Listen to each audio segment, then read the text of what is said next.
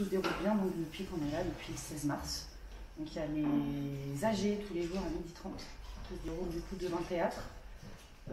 Samedi, ce sera à 16h et il y aura des interventions artistiques.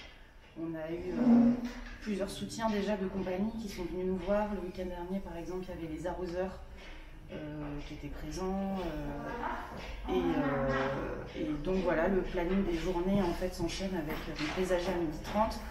On a fait des ateliers de création de banderoles à la fois pour la Genève verte, d'autres lieux. On commence aussi à créer pas mal de kits de communication avec des petits macarons que vous pouvez voir suspendus du coup, dans l'entrée pour en distribuer à la fois aux personnes qu'on souhaite et aux commerçants.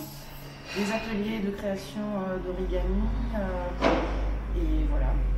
Alors en fait, c'est un peu un espace de coworking que vous avez créé tous ensemble là ici dans ce théâtre. Oui, finalement, vu qu'on est à la fois dans plusieurs structures à soutenir l'habitation du théâtre, on travaille à l'étage à la fois sur nos projets, on va dire, d'association ou de structures personnelles, mais aussi on travaille beaucoup ensemble sur l'organisation de ce qui se passe ici. Le matin, par exemple, tous les matins à 10h, et on fait une communication pour voir comment ça va se passer du coup avec les médias. Ensuite, on fait un point sur l'AG qui va se dérouler ensuite à 12h30. Donc on a à la fois des temps de travail personnel et pas mal aussi de temps de travail commun. Ce samedi, c'est à 16h et il y aura la compagnie Ballet Brosse qui viendra faire un atelier dansé. Je ne connais pas encore exactement le planning des autres interventions, mais notre envie, c'est justement que le but aussi de notre présence ici, c'est de pouvoir proposer de nouveau en fait, des créations et des temps artistiques aux habitants en fait, et de réouvrir le théâtre. Les relations avec la mairie, comment ça se passe ? Je pense qu'ils ont compris qu'il n'y avait absolument pas de volonté contre eux dans l'action qu'on a menée et qu'en fait on voulait vraiment s'intégrer en fait dans ce mouvement national puisque maintenant il y a quand même 85 lieux il me semble qui sont occupés et donc je pense qu'ils comprennent notre position et l'action qu'on tente de mener ici. Est-ce que vous menez des actions coordonnées avec les autres théâtres, les 85 autres théâtres ? Oui, il y a pas mal d'échanges quand même.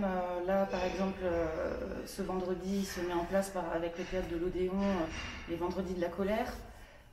Et donc, à la fois sur la convergence des luttes qu'on essaie de mettre ensemble, que ce soit sur l'assurance chômage, la question des migrants, etc.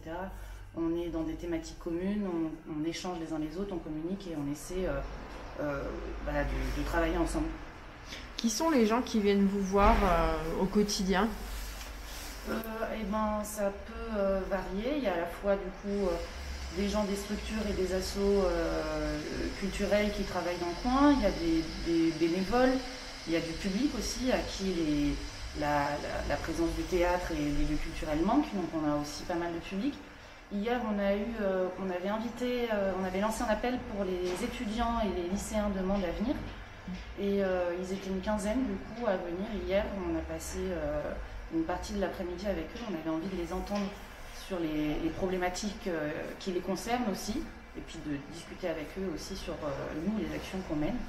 Donc c'était hyper intéressant, on était contents qu'ils aient réagi à cet appel-là, et on les invite aussi à revenir chaque mercredi après-midi pour échanger en fait, sur toutes ces problématiques.